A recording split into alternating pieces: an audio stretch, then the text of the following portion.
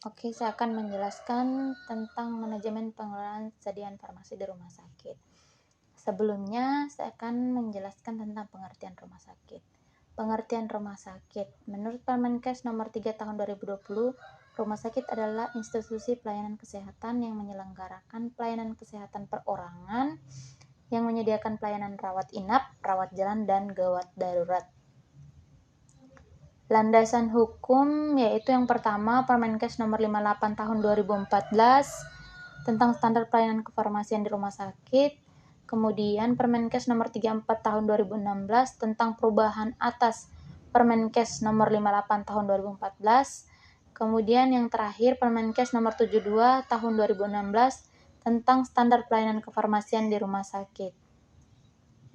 Kemudian klasifikasi rumah sakit. Berdasarkan Permenkes RI nomor 340/2010 tentang klasifikasi rumah sakit, khusus dalam pasalnya menjelaskan bahwa rumah sakit diklasifikasikan menjadi kelas A, kelas B, dan kelas C. Selain itu, rumah sakit kelas A harus memiliki tempat tidur dengan kapasitas minimal 400 buah. Memiliki 14 ruang perawatan pada pelayanan jiwa dan umum dengan kapasitas 498 tempat tidur, terdiri dari VVIP, VIP, kelas 1, kelas 2, kelas 3, ruang perawatan intensif atau ICU, serta ada tambahan ruangan untuk isolasi dengan kapasitas 230 tempat tidur. Klasifikasi SDM di rumah sakit. Klasifikasi perizinan rumah sakit nomor 56 tahun 2016.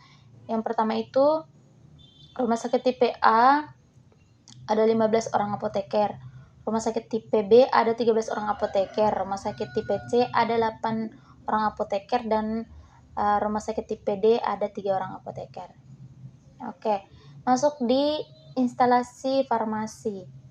Instalasi farmasi di rumah sakit didefinisikan sebagai suatu departemen atau unit atau bagian dari suatu rumah sakit di bawah pimpinan seorang apoteker dan dibantu oleh beberapa orang apoteker yang memenuhi persyaratan peraturan perundang-undangan yang berlaku secara profesional. Kita masuk di pengertian panitia farmasi. Nah, panitia farmasi di sini merupakan organisasi yang mewakili hubungan komunikasi antara para staf medis dengan staf farmasi, sehingga anggotanya terdiri dari dokter yang mewakili spesialis-spesialis yang ada di rumah sakit dan apoteker wakil dari farmasi rumah sakit serta tenaga kesehatan lainnya. Masuk di manajemen sediaan farmasi. Yang pertama itu ada pemilihan, kemudian ada perencanaan, pengadaan, penerimaan, penyimpanan, pendistribusian, pemusnahan dan penarikan, administrasi dan pelaporan. Masuk di pemilihan. Pemilihan itu merupakan kegiatan untuk jenis sediaan farmasi, alat kesehatan, dan bahan medis habis pakai sesuai dengan kebutuhan. Nah, di sini di pemilihan itu mau memilih obat, alat kesehatan, dan BMHP apa saja yang akan diadakan sesuai dengan kebutuhan. Nah, sebelumnya pemilihan tersebut juga dia berunjuk pada formularium nasional. Nah, jika formularium nasional ini juga jika barangnya tidak ada ataupun ada, mereka harus melalui formularium rumah sakit. Nah, ketika sudah melakukan pemilihan, masuklah pada perencanaan. Nah, pada perencanaan ini juga di sini dia mengacu pada pedoman perencanaan. Yang pertama itu dilihat dari anggaran dulu, kemudian penetapan prioritas, kemudian sisa persediaan dan waktu tunggu pesanan. Nah, di sini pada perencanaan dia memiliki 3 metode. Yang pertama itu metode konsumsi, kedua metode epidemiologi, yang ketiga metode kombinasi. Metode konsumsi itu dilihat lagi dari banyaknya pasien yang menggunakan suatu obat, misalkan di suatu rumah sakit, kira-kira obat apa yang sering digunakan oleh pasien. Nah, kemudian yang kedua ini metode epidemiologi. Metode epidemiologi ini di sini dilihat dari banyaknya penyakit yang ada di rumah sakit tersebut. Misalkan contoh di rumah sakit itu dia banyak penyakit, yaitu penyakit hipertensi. Jadi otomatis obat-obat yang diadakan juga merupakan obat-obat yang banyak digunakan oleh pasien hipertensi. Nah, sedangkan kombinasi merupakan metode gabungan dari metode konsumsi dan metode epidemiologi. Ketika sudah masuk di metode perencanaan, ada pun juga metode pembelian. Nah, metode pembelian di sini ada dua, yaitu metode ABC atau Pareto dan metode Venn.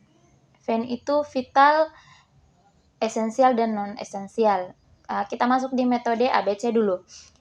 Metode A yang pertama itu contohnya dia memiliki dana sebanyak 100 juta dan dia mau membeli atau mengadakan kebutuhan yang ada di rumah sakit. Harga barang tersebut sebanyak 80%. Nah, yang dia untung itu hanya 20%. Jadi obat atau bahan tersebut dengan harga yang tinggi namun penggunaannya tidak terlalu banyak. Contohnya kalau di rumah sakit itu misalkan albumin. Albumin itu harganya mahal, namun kalau penggunaannya tidak terlalu sering karena kecuali ada orang-orang dengan pasien yang pasca operasi, karena fungsi albumin sendiri itu untuk proses pengeringan luka itu dengan cepat. Kemudian B, contoh metode B itu menghasilkan 20%, menghabiskan 20%. Contohnya itu obat-obatan yang ada di rumah sakit kayak amlodipin, metformin, terus paracetamol. Kan setiap hari orang menggunakan, namun obat-obat ini tidak semua orang menggunakannya. Nah, yang terakhir itu dengan metode C dengan menghabiskan dana sekitar 10%. Namun penggunaannya itu banyak. Contohnya kalau di rumah sakit itu seperti penggunaan RL, NaCl, penggunaan jarum suntik, karena di rumah sakit lebih banyak menggunakan produk-produk tersebut. Kemudian metode Venn. Metode Venn sendiri yaitu yang pertama vital. Vital itu artinya mereka harus memperhatikan atau membeli dengan memperhatikan obat apa yang tersedia di rumah sakit yang tidak bisa digantikan dengan obat lain. Contohnya obat-obat high aller yang itu digoxin. Jika obat tersebut tidak ada, obat ini tidak bisa digantikan dengan produk atau obat yang lain. Yang kedua, esensial. Esensial di sini dia dikatakan obat tersebut masih bisa diganti. Jadi bukan tidak diprioritaskan, tapi obat ini jika terjadi kekosongan obat di rumah sakit, dia masih bisa digunakan dengan obat lain. Contohnya itu paracetamol bisa diganti dengan ibuprofen, atau misalkan natrium diklofenak masih bisa diganti dengan meloxicam. Sedangkan N ini non esensial ini, contohnya kalau di rumah sakit itu contohnya atau di apotek contohnya contohnya vitamin. Vitamin ini bukan tidak penting, namun vitamin bisa ditunda pemberiannya. Jadi itu yang dikatakan metode Venn. Kemudian masuk di pengadaan. Nah, pengadaan yang dimaksud itu kegiatan yang dimaksud untuk merealisasikan perencanaan kebutuhan. Jika melakukan pengadaan berarti perencanaan itu sudah terrealisasi. Nah, di sini dengan menggunakan pembelian yaitu dengan menggunakan e-katalog atau pembelian secara online. Di situ pada menggunakan e-katalog ini, jadi dalam pada aplikasi e-katalog ini dia sudah ada PBF yang bekerja sama dengan rumah sakit. Jadi dari pihak rumah sakit tinggal memilih obat-obat apa saja yang akan digunakan di rumah sakit atau BMHP apa saja yang akan digunakan di rumah sakit dan disesuaikan dengan harga. Jika sudah sesuai, maka PBF itulah yang memenangkan tender tersebut. Nah, juga menggunakan metode tender terbuka. Nah, sudah dijelaskan tadi, contohnya seperti e-katalog. Menggunakan tender terbuka itu artinya ada rumah sakit yang ingin membeli banyak barang atau membeli banyak alat kesehatan dan bahan medis habis pakai, kemudian obat-obatan, jika ada PBF yang menjual dan sesuai harganya, maka PBF tersebut yang akan mengadakan barang-barang atau obat-obatan tersebut. Kemudian yang menggunakan tender terbatas. Nah, tender terbatas ini atau tender tertutup ini dia membeli produk atau barang di PBF, namun tidak semua orang atau tidak semua rumah sakit tahu. Jadi cuman sampai di batas di manajemennya saja.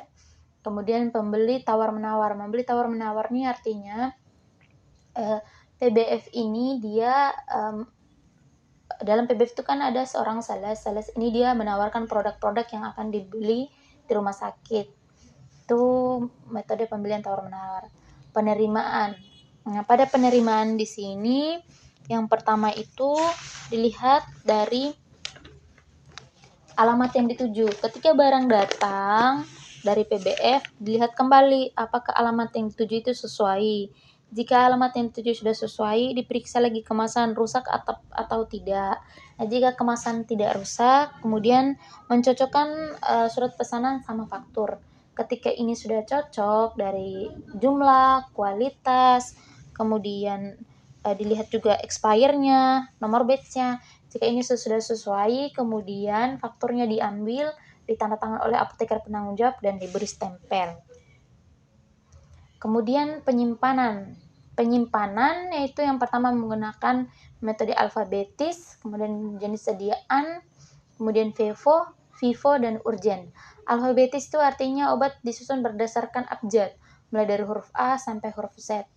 Kemudian jenis sediaan di sini dia dilakukan disusun berdasarkan sediaan cair semua, sediaan cair, sediaan suspensi semua, sediaan suspensi, sediaan tablet semua, sediaan tablet.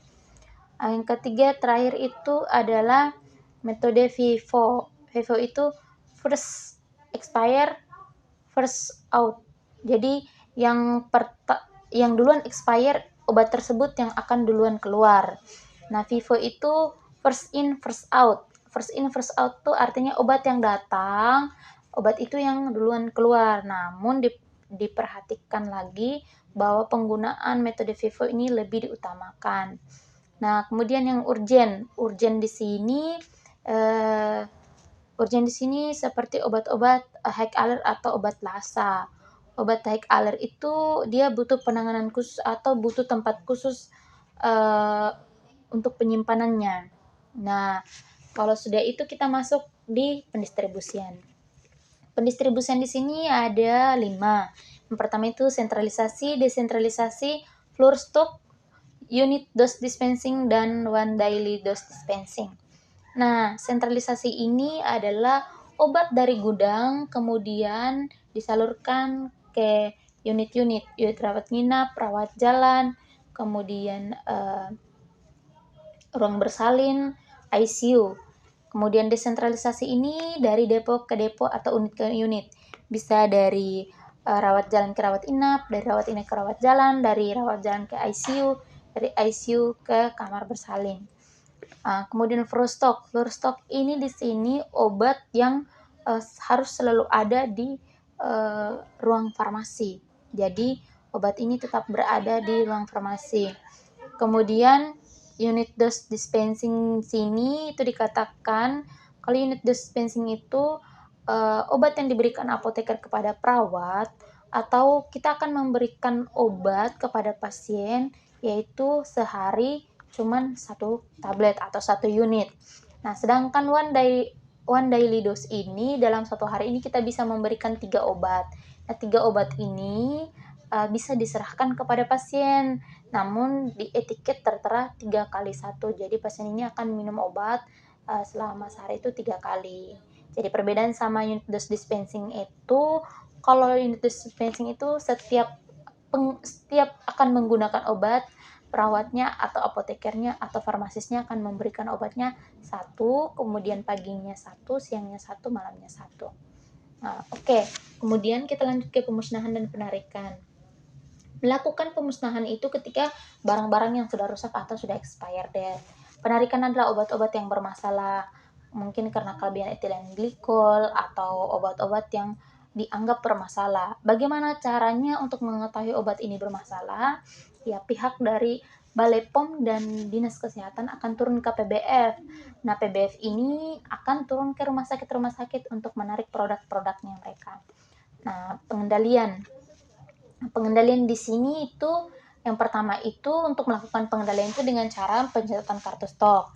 Jadi setiap pengambilan obat itu kartu stoknya selalu diperhatikan dan dicatat agar tidak terjadi kehilangan atau kelebihan obat. Kemudian stok opname. Stok opname ini dilakukan setiap akhir bulan. Evaluasi sediaan atau slow moving. Slow moving ini dilakukan agar obat-obat yang slow moving itu diperhatikan untuk diadakan atau butuh perhatian untuk dilakukan pengadaan kembali. Kemudian dead stock. Dead stock di sini biasanya obat-obat yang sudah 3 bulan tidak digunakan, obat ini akan dihilangkan. Kemudian juga obat yang digunakan itu tuh harus berpacu pada formularium nasional. Nah, jadi itu saja mungkin yang dapat saya jelaskan. Kurang dan lebihnya mohon dimaafkan. Sekian dan terima kasih.